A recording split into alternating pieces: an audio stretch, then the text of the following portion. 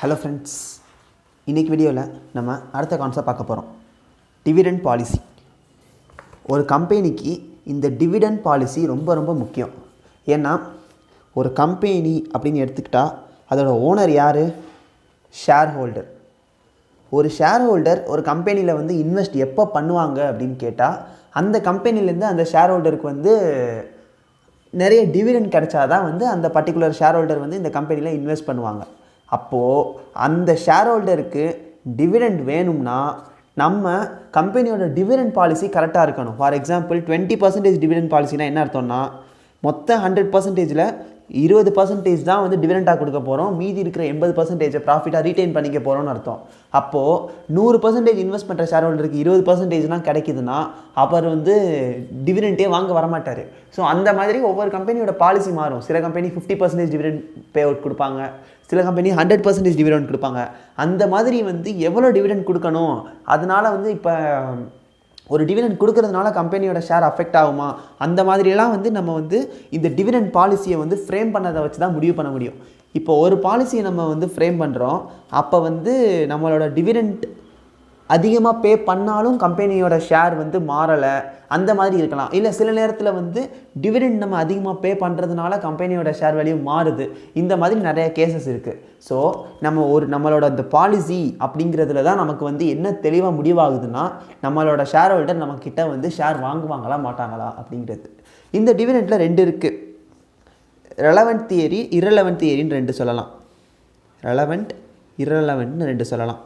ரெலவெண்ட்னா என்ன, இரலவெண்ட்னா என்னன்னு கேட்டிங்கன்னா, ரெலவெண்ட் அப்படின்னா நம்ம டிவிடெண்ட் கொடுக்கறதுனால நம்மளோட ஷேர் ப்ரைஸ் மாறுது. ஃபார் எக்ஸாம்பிள் இப்போ 100 ரூபா நம்மளோட ஷேர் ப்ரைஸு, ஷேர் ஹோல்டருக்கு டிவிடெண்ட் கொடுக்கறதுனால அந்த 100 வந்து 90 மாறுதுன்னா, இப்போ அந்த பர்டிகுலர் நம்ம ஃபாலோ பண்ணுற பாலிசிக்கு பேர் வந்து ரெலவெண்ட் தியரி. ஏன்னா நம்ம டிவிடெண்ட்டுக்கும் நம்மளோட ஷேர் ப்ரைஸுக்கும் ரெலவெண்ட் இருக்குது, அதனால் வந்து அது ரெலவெண்ட் தியரின்னு சொல்லலாம்.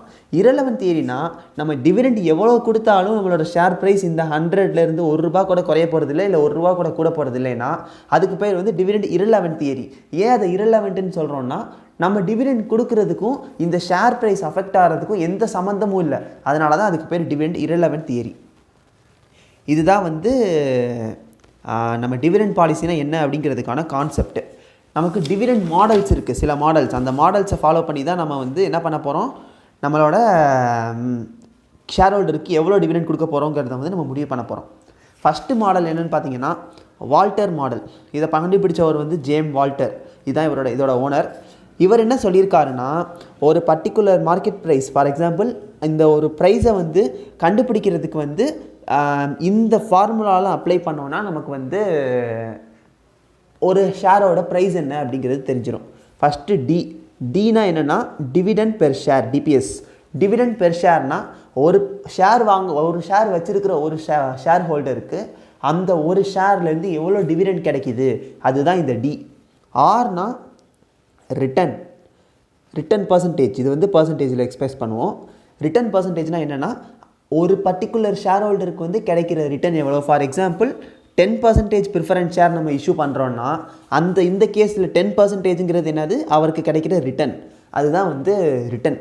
நெக்ஸ்ட்டு கேங்கிறது நம்ம ஏற்கனவே பார்த்துட்டோம், cost of capital. Cost of கேபிட்டலுங்கிறது என்னங்கிறதுக்கு நம்ம நிறைய வீடியோஸ் பார்த்துக்கோங்க. காஸ்ட் ஆஃப் கேபிட்டல்னால் என்னென்னா ஒரு ஷேர் இஷ்யூ பண்ணுறதுக்கு கம்பெனிக்கு எவ்வளோ செலவாகுது, அதுதான் காஸ்ட் ஆஃப் கேபிட்டல். அதை வந்து பர்சன்டேஜில் எக்ஸ்பிரஸ் பண்ணுறோம்.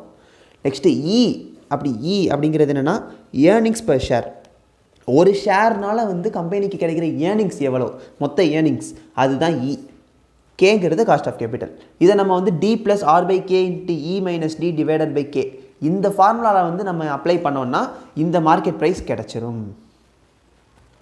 நெக்ஸ்ட்டு இது வந்து இந்த நம்ம வந்து போன இதில் நான் என்ன சொல்லியிருந்தேன்னா, வால்டர் இந்த டிவிடெண்ட்டில் 2 தியரி இருக்குதுன்னு சொல்லியிருந்தேன். ரெலவெண்ட் தியரி, இரலவெண்ட் தியரின்னு சொல்லியிருந்தேன். ஃபஸ்ட்டு ஒன் வந்து வால்டர்ஸ் மாடல் வந்து ரெலவெண்ட் தியரி, விச் மீன்ஸ் என்ன அர்த்தம்னா, இந்த டி இருக்குது பார்த்தீங்களா, டிபிஎஸ். இந்த டிபிஎஸ் மாற ஷேர் ப்ரைஸும் மாறும். ஃபார் எக்ஸாம்பிள் டி வந்து 20 இருக்குன்னு வச்சுக்கோங்களேன், ஷேர் ப்ரைஸ் 80 இருக்கலாம். D30 இருக்குன்னா ஷேர் ப்ரைஸ் 70 இருக்கலாம். இந்த மாதிரி வந்து டிபிஎஸ் மாற மொத்த ஷேர் ப்ரைஸும் மாறும். அதனால தான் வந்து வால்டர்ஸ் மாடல் வந்து relevant theory. Next garden model. இவர் ஆத்தர் நேம் வந்து மைரான் கார்டன். இந்த கார்டன் வந்து என்ன சொல்லியிருக்காருன்னா ஒரு ஷேரோட ப்ரைஸை வந்து D1 divided by KE minus ஜின்னு சொல்கிறார். D1 அப்படின்னா என்னென்னா ப்ரொப்போஸ்டு டிவிடெண்ட், இல்லைன்னா dividend for current year. First base இயரோட டிவிடெண்ட் கிடையாது, டிவிடெண்ட் ஃபார் கரண்ட் இயர். நம்ம ப்ரொப்போஸ் பண்ணியிருக்கிற டிவிடெண்ட் டிவைடட் பை கேங்கிறது என்னது காஸ்ட்டு, மைனஸ் ஜிங்கிறது என்னது க்ரோத்து, கம்பெனியோட க்ரோத்து. இந்த என்ன சொல்கிறது, இந்த பர்டிகுலர் ஃபார்முலாவில் வந்து இவர் சொல்கிறது போக எக்ஸ்ட்ராவாக என்ன டிசைட் பண்ணுறாருன்னா க்ரோத் ஃபேக்டரையும் வந்து சேர்த்து கொண்டு வராரு. இந்த D1ல் முக்கியமானது வந்து என்ன இன்க்ளூட் ஆகிருக்குன்னா இந்த ஜியை நம்ம கீழே மைனஸ் பண்ணுறோம்ல, அந்த ஜி ஃபேக்டரும் வந்து இன்க்ரீஸ் ஆகிருக்கும்.